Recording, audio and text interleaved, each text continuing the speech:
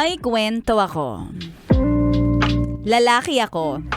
At share ko lang ang kwentong MILF ko. May misis na ako at strong ang aming relasyon.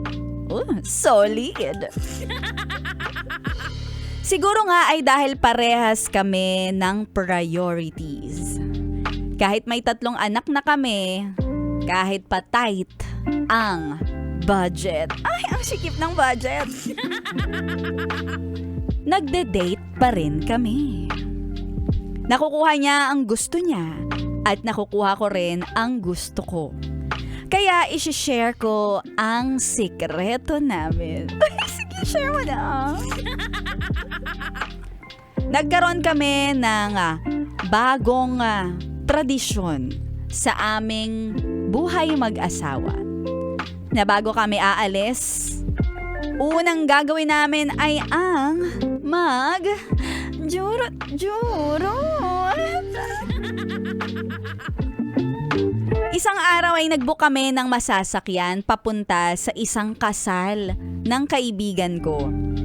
Kaso ang tagal dumating ng driver at ang sabi ay 20 minutes. 20 minuto pa daw bago makarating sa bahay itong driver.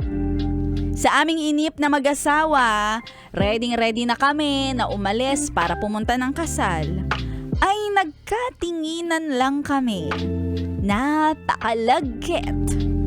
Nasabi ko lang sa misis ko, hindi ko akalain. Honey, ang ganda-ganda mo ngayon. Patikim naman. Nakangiti ang misis ko at bigla na lang akong kinindatan. Oy, confirm. At napasabi na lang siya, honey, basta wag mong guguluhin ang makeup ko at ang buhok ko ha, para on the go na tayo ha. Sabi ko, promise, 20 minutes, yakang-yaka ko yan. Wala pa ang 10 minuto, ay finish na. Finish agad-agad. At nang dahil doon, lagi na naming tradisyon ang paglalambingan bago lumabas ng bahay.